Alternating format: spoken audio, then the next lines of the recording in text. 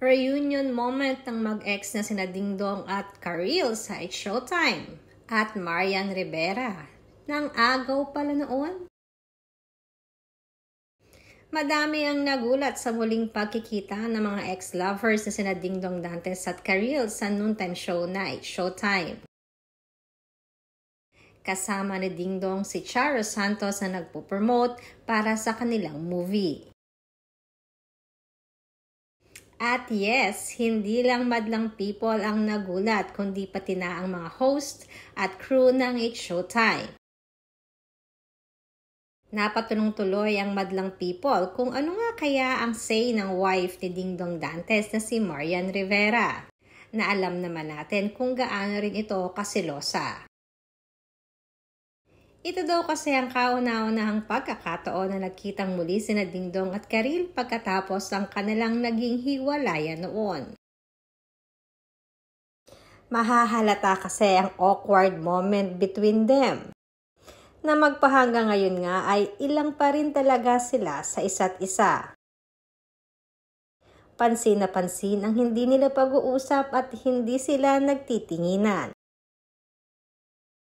Maging ang host si Vice Ganda na kasama si Karil habang ini-interview si Miss Charo at Dingdong ay limitado rin ang kanyang mga itinatanong.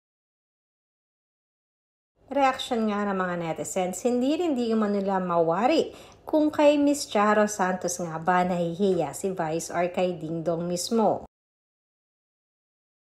Sa mga hindi nakakaalam, noong kabataan ni na Dingdong at Karil ay naging mag-boyfriend sila ng almost 6 years at ilang taon din dito ang kanilang itinago. Samantalang later 5 years ng kanilang relationship ay naipartner naman noon itong si Dingdong kay Marian Rivera sa teleseryeng Jezabel.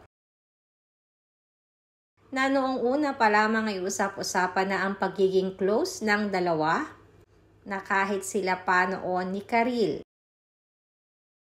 Hindi nagtagal ay napabalitang hiwalay na nga itong si Dingdong at Karil at matatandaang sa isang interview pa ay nang maitanong ni Boy Abunda ang kanilang naging hiwalayan at ang pagbubuntis di umano noon ni Marian, subalit hindi naman ito tahasang sinagot ni Karil. Pagkatapos na naging interview ito ni Karil, ay naging usap-usapan na si Marian nga ang third party di umano sa hiwalayan nila ni Dingdong. Nahumantong maging ang business ventures nila Karil at Dingdong together ay pinaghatian nila dahil sa naging kanilang paghihiwalay. Simula nga noon, hindi na pinakawalan pa ni Marian si Dingdong at naging sila nakalaunan. At ngayon ay may sari-sari nila silang mga asawa. Mahalatang magpahanggang ngayon nga ay may ilang pa rin kay Karil at Dingdong.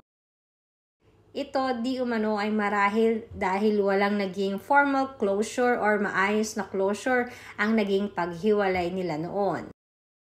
At hinayaan na lang di umano ni Dingdong na mawala si Karil dahil kay Marian Rivera.